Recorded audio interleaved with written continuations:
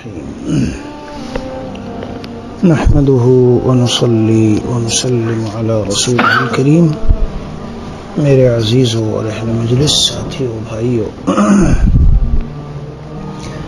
ہماری اس وقت کی مجلس 2-3 روز سے اس کا جو مضمون چل رہا ہے وہ دستور العمل برائے اصلاح و تزکیہ نفس ہے۔ یہی اصلاح اور تزکیہ نفس دراصل مطلوب ہے اور مقصود ہے اور اللہ عز و جل کا محبوب بنا دیتی ہے۔ اور اگر یہ نہ ہو، کتنی ہی نفلیں ہوں اور ذکر و اذکار ہو، بڑی لمبی چوڑی تلاوتیں ہوں اور نوافل خوب کر رہا ہو، لیکن اگر اصلاح نفس نہ ہو اور تصفیہ اخلاق نہ ہو، تزکیہ حاصل نہ ہو، انسان اللہ کا محبوب نہیں بنتا۔ تو حضرت والا رحمۃ اللہ علیہ کی کتاب سے اسی سلسلے کے مضامین پڑھ کر سنائے جا رہے ہیں۔ جی، آج کا جو مضمون ہے اس کو میں شروع کرتا ہوں۔ شروع کرنے سے پہلے ایک دعا جو حضور اکرم صلی اللہ علیہ وسلم نے مانگی ہے، اللہم اجعلنی اخشاک کانی اراک ابدا حتی القاک، اور ایک جگہ دعائیں مانگی، اللہم انی اسألک مخافتا تحجزنی عن معاصیک، اے اللہ میں آپ سے ایسا آپ کا خوف و خشیت اس کا سوال کرتا ہوں، مانگتا ہوں جی، جو مجھے آپ کی نافرمانیوں سے روک دے۔ اسی طرح وہاں پہلی اس میں، اے اللہ مجھ کو ایسا بنائیے کہ میں آپ سے اس طرح ڈروں، کانی اراک ابدن، گویا کہ میں آپ کو دیکھ رہا ہوں ہمیشہ ہمیشہ۔ مراقبہ اور ایک ہے مشاہدہ۔ ظاہر ہے کہ یہ بہت اونچا مقام ہے اور انسان دنیا میں رہ کر یا تو شوق سے اور یا تو خوف سے، انہی 2 بنیادوں سے اپنی منزل کی طرف رواں دواں ہوتا ہے۔ تو جب خوف ہوگا، ڈر ہوگا اور دل میں خشیت ہوگی، اللہ عز و جل کے سامنے کھڑے ہونے سے ڈرے گا کہ قیامت میں مجھے جواب دینا ہے، اللہ کے یہاں حاضر ہونا ہے۔ قرآن میں کئی جگہوں میں مضمون آیا جی، ایک جگہ پر ہے، وقال الذين كفروا لرسلهم لنخرجنكم من ارضنا او لتعودن في ملتنا فاوحى اليهم ربهم لنهلكن الظالمين ولنسكننكم الارض من بعدهم۔ اب آگے اللہ کیا فرماتے ہیں، ذلك لمن خاف مقامی وخاف وعید، جی جو میرے سامنے کھڑے ہونے سے ڈرے اور میری وعید سے ڈرے۔ اور وَلِمَنْ خَافَ مَقَامَ رَبِّهِ جَنَّتَانِ، دنیا میں رہتے ہوئے جو اپنے پروردگار کے سامنے کل میدان قیامت میں محشر میں کھڑے ہونے سے ڈرا، اس کو 2 جنتیں ہیں۔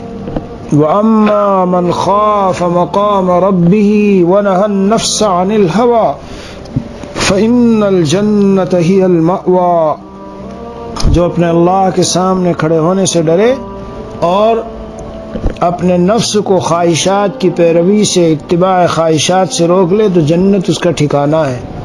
تو میرے عزیزو، ہماری جو روزمرہ کی زندگی ہے، ہمیں ذرا یہ اپنا ایک جائزہ لینا ہے اور دیکھو، اگر غور نہیں کرو گے اور دن بدن آپ کے قلب کی جو احوال ہیں نا اور جو کیفیات اور حالات ہیں، اگر اس میں ترقی نہیں ہے تو فکر مند ہونا چاہیے۔ مطلب فکر کرو کہ ہم خانقاہ میں رہ رہے ہیں اور روزانہ یہ اصلاحی باتیں سن رہے ہیں اور ایک ماحول میں ہے، تو کیا ہماری روحانیت میں ترقی ہو رہی ہے؟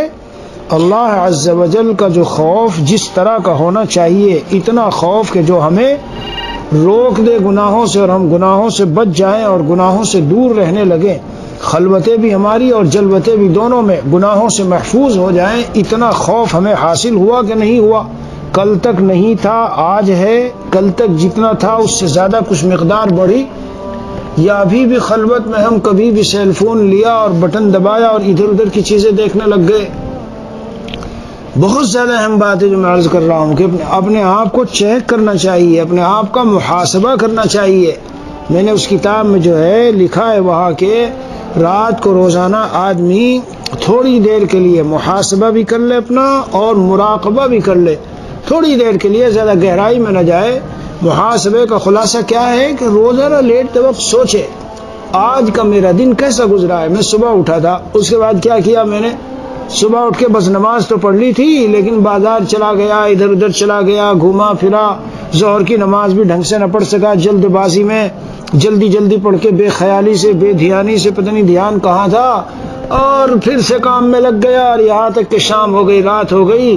کہاں تو گئے میرے معمولات، کہاں گیا اللہ تعالیٰ کی ذات کا استحضار، کہاں گئی خشوع و خضوع والی نمازیں، اور کہاں گئی میری وہ تلاوت جو مجھے روزانہ کرنی تھی قرآن پاک کی، وہ ذکر و اذکار کہاں گئے؟ دل بجھا ہے، دل میں غفلت ہے، دل میں بے کیفی ہے، دل میں ایک عجیب سا سما ہے. تو اسے ڈر ہوگا، خوف ہوگا. لیکن اگر محاسبے والی بات نہ ہو، جب آدمی کو میں نے کل بتایا تھا، میرے شیخ مسیح الامت رحمۃ اللہ علیہ فرماتے تھے اللہ عز و جل کو پانے کے لیے، سن لیجیے آپ لوگ بھی، اور جہاں جہاں مضمون پہنچے وہ سب سنیں اور دھیان دیں. ایک رسم سی بن گئی، آج کل پروگرام ہو رہا ہے، اتنے بجے آ رہا ہے، حضرت کا یہ بیان ہے، حضرت کا وہاں یہ بیان ہو گیا، آج حضرت کا یہ بیان ہوا، کل وہ بیان ہوا.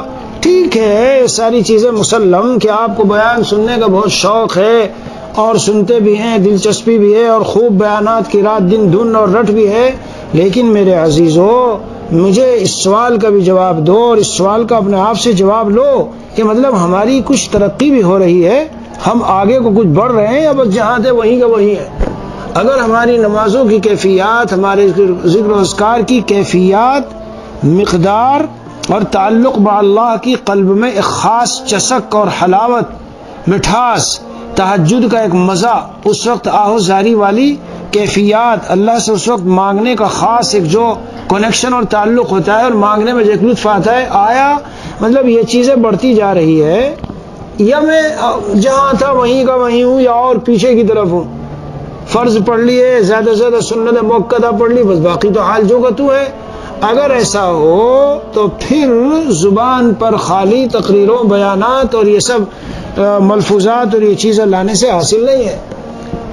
میں کہنا چاہتا ہوں کہ اگر ہمارے دلوں کے اندر اتنا خوف پیدا ہو جائے، اللہ کا اتنا ڈر آ جائے کہ جو گناہوں سے روک دے، مگر لانے کی صورت یہی ہے کہ روزانہ اپنا محاسبہ اور مراقبہ، دو لفظ میں نے اس کتاب میں لکھے ہیں. غالباً ہم اپنے شب و روز کیسے گزارے اس میں صدا خربارال، ان میں کسی ایک میں نے لکھا ہے، اور اس کا خلاصہ یہ ہے کہ دن بھر کچھ ایک کرو، صبح سے شام تک. کل میں نے تہجد پڑھی تھی تو بس ایسا ہی تھا، بے کیفی سی تھی، کوئی خاص مزہ نہیں تھا، لیکن الحمدللہ آج پڑھی تو ایسا لطف آیا. اللہ سے خوب جی بھر کے مانگا، اپنے لیے، اپنے بچوں کے لیے، گھر والوں کے لیے، اور پورا دن ایک مطلب ایک کیفیت بنی رہی، ایک خاص لطف آتا رہا جی. اور اگلے دن پھر دیکھو، اس سے اگلے دن پھر دیکھو. اگر پیچھے کی طرف لوٹ رہے ہو تو سمجھ لو کہ کوئی گناہ ہوا ہے، کوئی گڑبڑی ہوئی ہے، کسی پر حقارت کی نظر پڑ گئی، یا کسی کا متعلق کوئی تحقیر کا جملہ کہہ دیا. یاد رکھنا میری ایک بات، زندگی بھر نہ بھولنا مرتے دم تک، جب کسی کی کوئی عیب، جب کسی کی کوئی خرابی، جب کسی کی کوئی کمی، جب کسی کا کوئی نقص سامنے آئے، دل پر آئے اور خیال آئے، تو سب سے پہلے مجھے اور آپ کو ڈر جانا چاہیے کہ آخر قلب کو قلب، دل کو دل کہتے اس لیے ہے قلب کو قلب کہ وہ الٹتا پلٹتا ہے، نامعلوم جس میں آج یہ مبتلا ہے کل کو میں ہو جاؤں. تو سب سے پہلے تو اللہ عز و جل سے ڈرنا چاہیے، خوف کھانا چاہیے جب کسی کے متعلق کوئی بات ہو. ورنہ تو اگر تحقیر کی نظر ڈال دی یا کوئی جملہ کہہ دیا، میرے بھائیوں میں آپ کو صحیح بتاتا ہوں کہ روایت میں تو آیا ہے کہ اگر کوئی مبتلا ہوا گناہ میں، تم نے اسے عار دلائی، ارے بہت بنتا تھا، دیکھا آج کیا ہوا، دیکھا بس یہی تھا، تو فَيَرْحَمُ اللَّهُ اللَّهُ وَيَبْتَلِيكَ، حدیث شریف میں ہے، اس پر اللہ رحم فرمائیں گے اور تمہیں اس گناہ میں مبتلا کر کے رہیں گے موت سے پہلے. لیکن میں آپ کو آگے کی بات اور بتانا چاہتا ہوں کہ اللہ تعالیٰ کو یہ ادا اتنی ناپسند ہے کہ اگر دل میں بھی کسی کی کسی ادا پر تحقیر کی نظر پڑ جاتی ہے اور دل میں اس کو حقیر سمجھ لیتا ہے، تو اللہ اسے دکھا دیتے ہیں، دیکھ جہاں 2 سال پہلے وہ فلاں آدمی کھڑا تھا جس پر تم حقارت کی نظر ڈال کے جملے کس رہے تھے، آج تم کو میں نے اسی کی جگہ میں لا کے کھڑا کر دیا، اور احساس بن رہتا آدمی کو. اس لیے میرے عزیزو، یہاں خانقاہ میں وقت لگا رہے ہو، لگاؤ اور بیانات سن رہے ہو. یہ جملہ اس لیے بول رہا ہوں کہ بہت سو کو بیانات پہنچتے ہیں، سنتے ہیں تو ایک عادت سی بن گئی سننے کی، لیکن بیانات سن رہے ہو، خانقاہ میں وقت لگا رہے ہو، کسی اللہ والے کے ساتھ تعلق ہے، چل رہے ہو، اٹھ رہے ہو، بیٹھ رہے ہو، سفر میں ہو، حضر میں ہو، ضرور اپنا جائزہ لینا چاہیے، ضرور اپنا محاسبہ کرنا چاہیے. کل تک میں مارکیٹ میں ہوتا تھا، بازاروں میں جاتا تھا، خوب مزے کے ساتھ خوش و خرم پھرتا تھا. اب کیا طبیعت ہو گئی کہ بازاروں میں جاتا ہوں، مارکیٹوں میں جاتا ہوں، لوگوں سے ادھر ادھر کی کچھ گپے وپے کرنا چاہتا ہوں تو دل بجھ جاتا ہے، طبیعت میں اداسی آ جاتی ہے. یہ دلیل ہے کہ اندر کچھ مال مسالہ مل رہا ہے اور اندر میں کچھ مال تیار ہو رہا ہے، ورنہ تو یہ کیفیت نہ ہوتی. اب کیفیت کیا ہے؟ اللہ والوں کے پاس، اللہ والوں کی باتوں میں، ان کے مواعظ و ملفوظات کے سننے میں، ان کے پاس رہنے میں، ان کے ساتھ چلنے اٹھنے بیٹھنے میں، اللہ کی یادوں میں، تذکروں میں، ان کی عظمت کی باتوں میں تو دل لگتا ہے. لیکن یہ جو دوسری چیزیں ہیں، دوسری باتیں ہیں، ان کی طرف سے طبیعت بھاگتی ہے، کتراتی ہے، زور پڑتا ہے، طبیعت آمادہ نہیں ہوتی اس طرف لگنے کے لیے. بس یہ نشانیاں ہیں کہ گویا مجھے ترقی ہو رہی ہے. کبھی کبھی اس میں آدمی احساس کمتری کا بھی شکار ہوتا ہے. یہ بھی آپ کو بتاؤں، بعض لوگوں کو لگتا ہے میں نے ان بزرگ سے تعلق قائم کیا لیکن یار مجھے تو کچھ ترقی ہی نہیں ہے. حالانکہ اس کو ترقی ہے مگر محسوس نہیں ہو رہا ہے. حضرت تھانوی رحمۃ اللہ علیہ کو جب کسی نے ایک بار اس طرح کہا تو حضرت نے انہیں فوراً وہاں سے کسی جگہ میں بھیجا، کہا جاؤ وہاں ہو کے آؤ. جب وہ وہاں گئے اور وہاں ہندوانہ ماحول تھا، غیر مسلموں کا ماحول تھا، نہ کوئی صحیح دینداری کا ماحول، نہ کوئی نمازوں کا ماحول، تو انہوں نے لکھا حضرت کو کہ حضرت یہاں تو میری طبیعت بہت اچاٹ ہو رہی ہے، دل نہیں لگ رہا ہے، میں تو بس یہ چاہتا ہوں کہ کوئی مسجد ملے اور کوئی ایسا نماز کا ماحول ملے اور یہ ملے. تو حضرت نے فرمایا چلے آؤ، اور اس کے بعد فرمایا دیکھا، محسوس ہوا، اندازہ ہوا، تمہیں یہاں رہتے رہتے نہیں لگ رہا تھا، اب اندازہ ہو گیا کہ کیا ہو رہا ہے، ترقی ہو رہی ہے کہ نہیں ہو رہی ہے، پتہ چلا تم کو. اور ایک بات مجدد تھانوی رحمۃ اللہ علیہ کی، ان کی بات حضرت کی ساری ایک سے قیمتی ہوتی ہے. یہ بات میں نے چند دنوں پہلے پڑھی ہے لیکن جواب لاجواب بات ہے، یعنی بہت ہی عجیب قیمتی بات ہے. حضرت نے فرمایا کہ بعض لوگ اللہ والوں کی مجلسوں میں آتے ہیں، باتیں سنتے ہیں، ملفوظات سنتے ہیں، ان کے مواعظ سے مستفید ہوتے ہیں، پھر انہیں بہت سی باتیں ان کی یاد نہیں رہتی، وہ بھول جاتے ہیں. تو حضرت تھانوی فرماتے ہیں کہ پھر بھی باوجود کہ وہ بھول گئے، یہ نہ سمجھے مجھے نفع نہیں ہوا. اور کیا مثال پیش کرتے ہیں، 5 دن پہلے اگر کہیں مرغوں کباب و بریانی شاندار کھانا کھایا جی اور ہضم ہوا اور چلے آئے، اب 5 دن کے بعد کسی نے پوچھا فلاں جگہ دعوت میں کیا کھایا تھا، بھول گیا آدمی. تو حضرت مثال میں پیش فرماتے ہیں کیا تمہارے بھول جانے سے وہ جو تم نے مرغ و کباب بریانی کھائی تھی اس کا نفع جاتا رہا؟ نہیں، وہ جو بدن میں اس کھانے سے قوت ملنی تھی وہ تو ملی. یہ الگ بات ہے کہ تمہیں یاد نہیں رہا. بس ٹھیک اسی طرح سمجھ لو کہ اللہ والوں کی مجالس میں، ان کی باتوں میں، صحبتوں میں، ان کی خدمتوں میں رہ کر یہ تو بالکل ہو رہا ہے اندر کہ وہ مال اندر تیار ہو رہا ہے. اور جس طرح خمیرہ وغیرہ کھانے کے نتیجے میں اگرچہ اسے کچھ یاد نہ رہے، وہ خون اور وہ قوت بدن میں طاقت آئی، وہ اسی طرح آ رہی ہے چاہے خود کو احساس نہ ہو. لیکن بہرحال محاسبہ ضرور کرنا چاہیے، اپنے کو چیک ضرور کرتے رہنا چاہیے کہ مجھے کچھ ترقی ہوئی، میں آگے بڑھ رہا ہوں یا وہیں کا وہیں ہوں. اگر وہی گناہ، وہی عادتیں، وہی نماز کے اندر کے خیالات، وہی 24 گھنٹے کی زندگی، یعنی الٹپ زندگی، بالکل اپ سے ڈاؤن زندگی، کسی چیز کی کوئی ترتیب نہیں، کوئی نظم نہیں، کوئی سلیقہ نہیں، اگر وہی اسی طرح چل رہی ہے تو پھر سمجھ لو کہ نفع رکا ہوا ہے. رکا ہوا ہے تو اس کے اسباب پہ غور کرے، کیا وجوہات ہے. اور سب سے اسہل اور آسان طریقہ اسی اپنی حالت کو اپنے شیخ کو لکھتے اور اپنے شیخ سے پوچھے کہ میرے اندر اس طرح کی بات ہے، مجھے نہیں لگ رہا ہے کہ کوئی ترقی، اور میری صورتحال تو بالکل ایسی کی ایسی ہے. وہ تو ضرور جو ہے اس کے بعد جو علاج معالجہ ہوگا تو آپ دیکھیں گے فرق آئے گا. لیکن ایسے ہی نہ چھوڑے، بے فکری کے ساتھ نہ رہے. کہ حضرت تھانوی رحمۃ اللہ علیہ کے یہاں بے فکری، جی بے فکری یعنی اہتمام نہ ہو، سوچ نہ ہو، اور کج فہمی ٹیڑھی سمجھ سے کوئی کام کیا ہو، اس کے اوپر بہت ڈانٹ ڈپٹ پڑتی تھی. اور حضرت فرماتے تھے کہ ساری باتوں کی جڑ، ساری کوتاہیوں کی جڑ اور ساری بے اصولیوں کی جڑ یہ بے فکری ہے. آدمی بے فکرہ رہتا ہے، سوچتا نہیں، فکر نہیں کرتا کیا اصول ہے، کیا ضوابط ہے، کس طرح رہنا ہے، کیا طریقہ ہے. جب وہ بے فکری آتی ہے تو پھر بے اصولیہ ہوتی ہے. اسی لیے کہیں کہیں حضرت تھانوی نور اللہ مرقدہ فرماتے ہیں کہ میں خطا پر نہیں ٹوکتا، منشا خطا پہ ٹوکتا ہوں. اور کہیں کہیں خطا بہت چھوٹی ہوتی ہے، لیکن مجھے پتا ہے کہ اس خطا، یہ جو صادر ہوئی ہے خطا، اس کا منشا بہت بھاری ہے. دل میں کبر آ گیا ہے، تسنع آ گیا ہے، عجب آ گیا ہے، بناوٹ آ گئی ہے. تو وہ جو عمل صادر ہوا گو کہ وہ چھوٹا سا، کہنے والا کہے اتنی سی بات پر حضرت نے اتنا ڈانٹ دیا، اتنی سی بات پہ حضرت نے خانقاہ سے نکال دیا. ارے بھائی جو نکالا ہے وہ بظاہر اتنی بات ہے، لیکن اولیاء اللہ منشا کو، غلطی کا منشا کو دیکھتے ہیں تو منشا بہت بڑی ہے اور مقصد اصلاح ہے. نہ تحقیر ہے، نہ تذلیل ہے، نہ تعییب ہے، نہ تنقیص ہے، کچھ نہیں. کوئی عیب نہیں نکالنا، تنقیص نہیں ہے، لیکن اصلاح مقصد اس لیے کریں گے. تو بہرحال میں کتاب سناؤں گا ابھی پڑھ کر کے.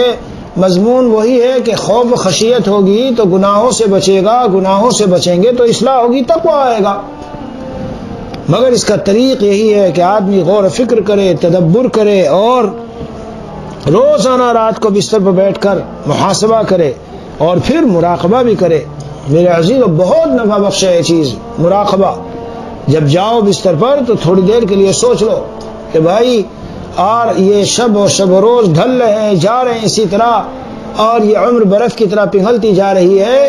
آج میں بستر پہ لیٹا ہوں، ایک دن وہ آ رہا ہے جب مجھے لوگ اٹھا کے لے جا کے لٹا دیں گے. میں زمین کا بستر ہوگا، اس پہ میں لیٹوں گا اور اتنی تنگ و تاریک کوٹھلی ہوگی اور ہر چیز کا جواب دینا ہوگا. اگر میں نے بے ایمانی کی اور غلط سلط بولا، جھوٹ بولا، کسی کو تکلیف دی وغیرہ وغیرہ، یہ ساری چیزیں دنیا کی تجاہاں اور بدعمالیاں ساری ایزا کسی کو پہنچائی ساتھ چلی جا رہی ہے، دل دکھایا ساتھ چلا جا رہا ہے. جی ہاں، بدعمالیہ، اچھے اعمال و بدعمال یہ ساتھ جائیں گے. اب اللہ کے یہاں پوچھ ہو رہی ہے، قبر میں فرشتے پوچھ رہے ہیں، میدان محشر قائم ہے. جی ایسے ویسے گناہ کرنے والوں کو رسوا کیا جا رہا ہے. ادھر اعلان ہو رہا ہے وامتازوا اليوم ایھا المجرمون. تو میں اپنے ایمان کو ٹٹول لوں. میرا ایمان ہے، پختہ ہے، مضبوط ہے، طاقتور ہے، اسٹرانگ ہے، یا لچر پچر والا ایمان لیے پھرتا ہوں؟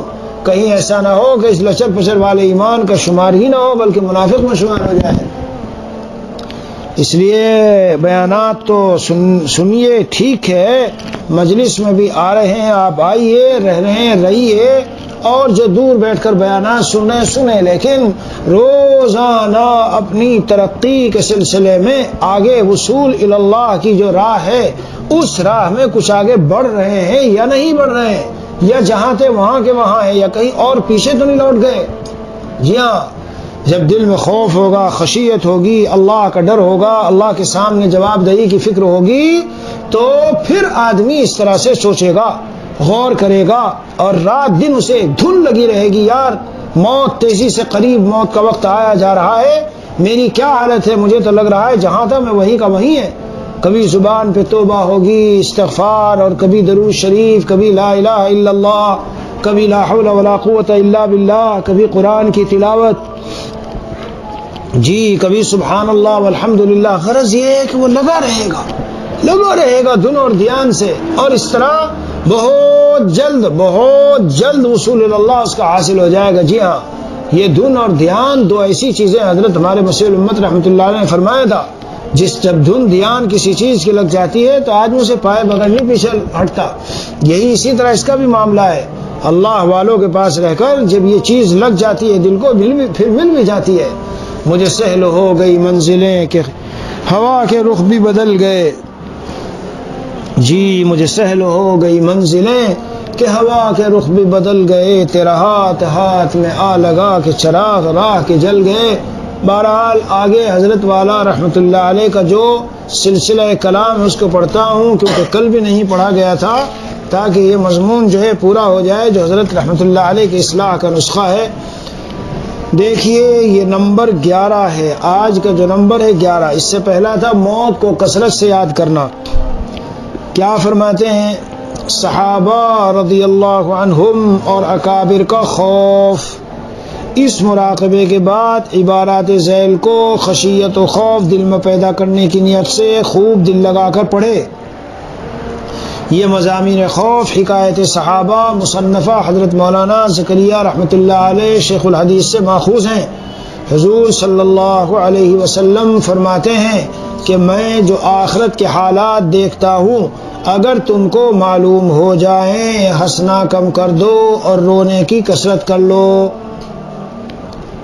احقر عرض کر رہا ہے کیا سمجھے میرے بھائیوں، کتنی نازک اور کتنی خوف دلانے والی اور ڈرانے والی بات ہے. اور ایک روایت میں اسی میں کیا بھی آیا ہے، ایک روایت میں آیا ہے لو تعلمون ما علم لضحكتم كثيرا قليلا ولبكيتم كثيرا ولخرجتم الى السعودات تجأرون الى الله ولما تلذذتم الى آخر الحدیث.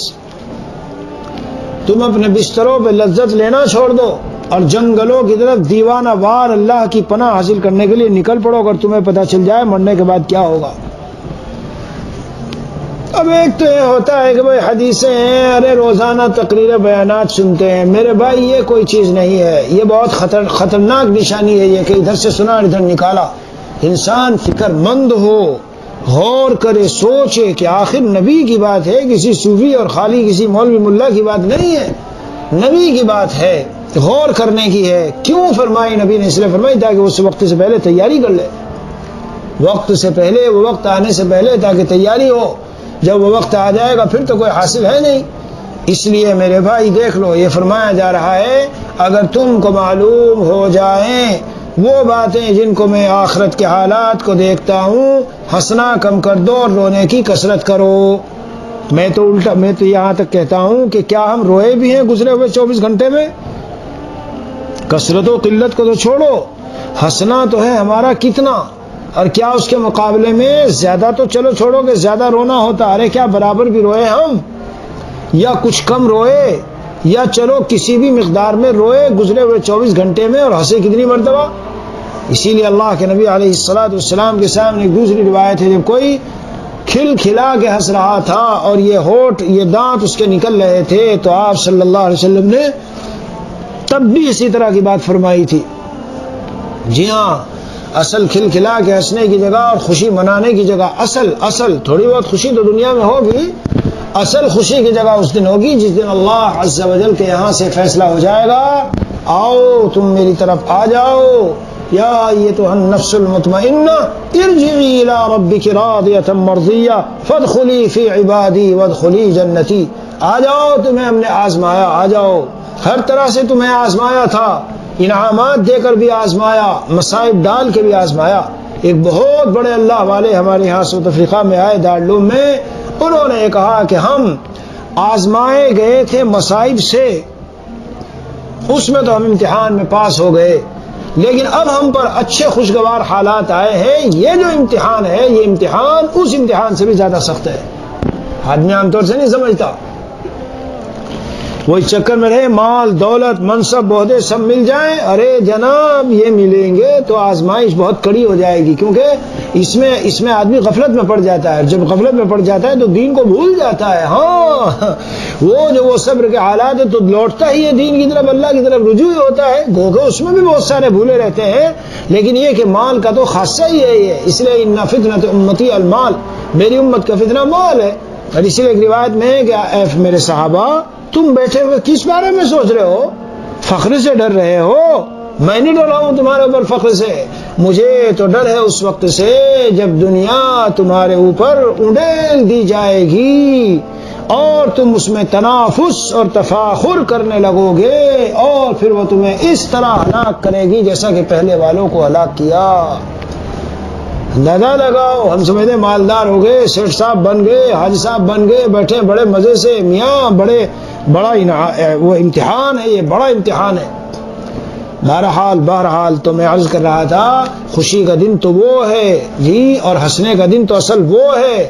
دنیا میں جو رو لے گا اللہ اسے قیامت میں نہیں رلائیں گے. کسی بزرگ کی زبان سے ہم نے سنا یہ دنیا میں جو رو رہا ہے اللہ اس دنیا میں رونے والے کو قیامت کے دن نہیں رلائیں گے، آخرت میں نہیں. یعنی دو رونے،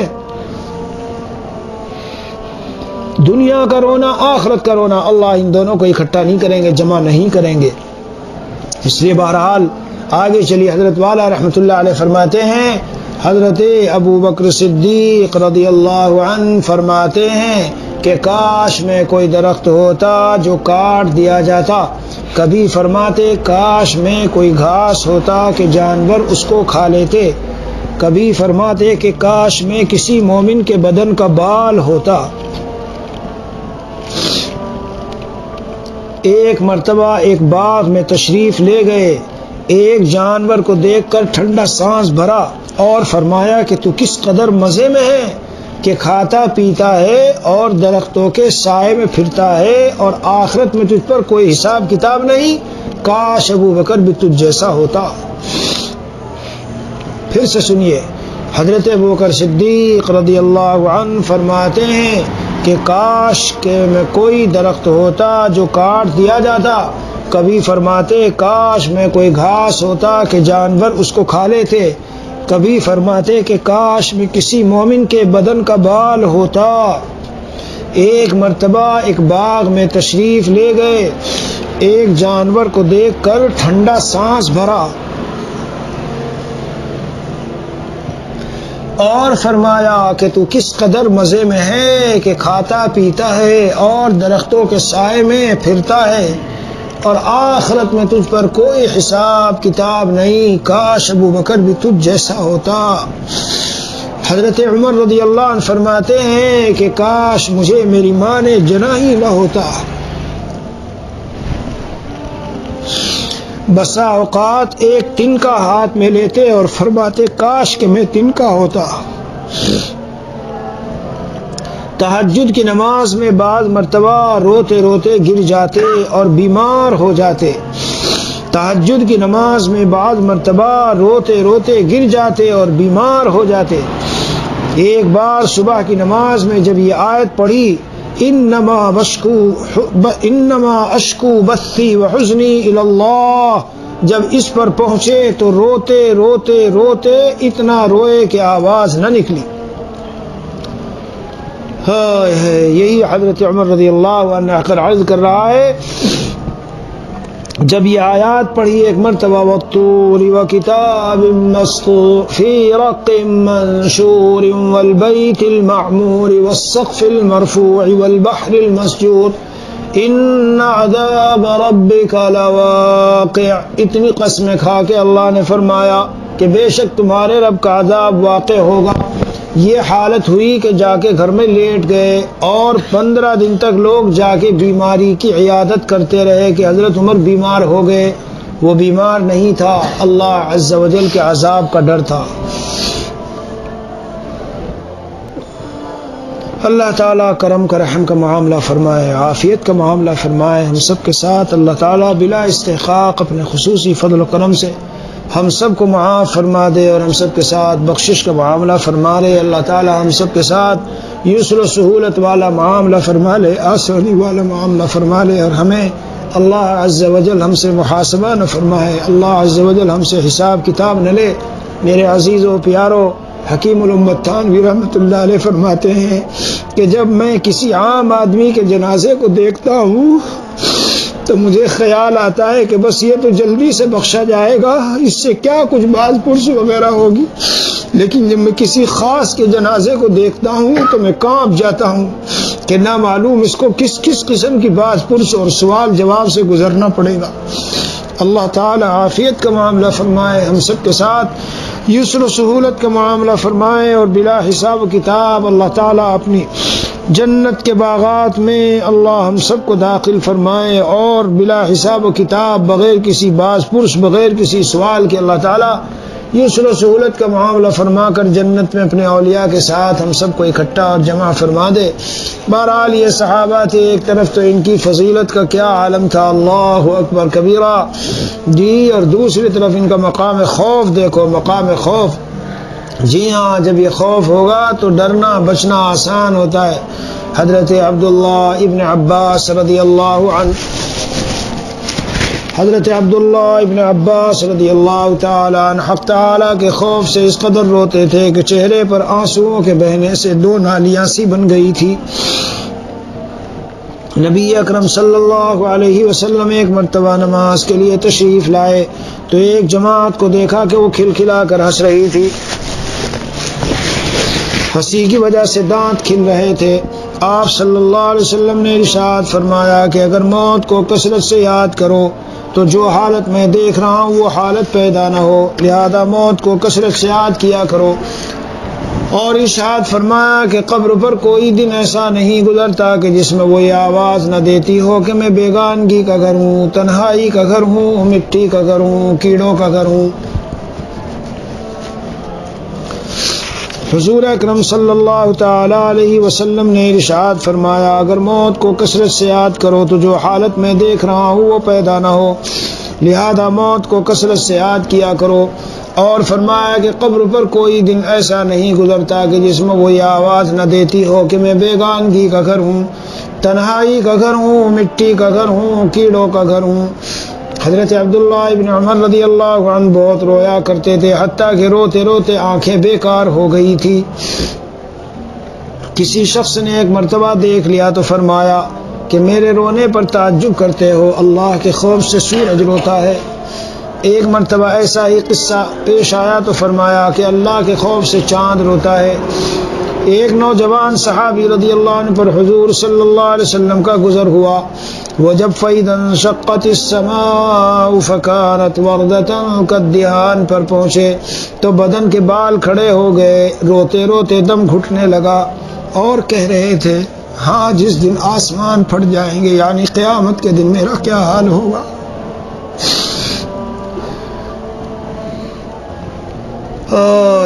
ہاں جس دن آسمان پھٹ جائیں گے یعنی قیامت کے دن میرا کیا حال ہوگا، ہائے میری بربادی۔ حضور صلی اللہ علیہ وسلم نے ارشاد فرمایا کہ تمہارے اس رونے سے فرشتے بھی رونے لگے۔ ایک انصاری صحابی رضی اللہ عنہ تہجد کی نماز پڑھی، پھر بیٹھ کر بہت روئے، کہتے تھے اللہ ہی سے فریاد کرتا ہوں جہنم کی آگ کی۔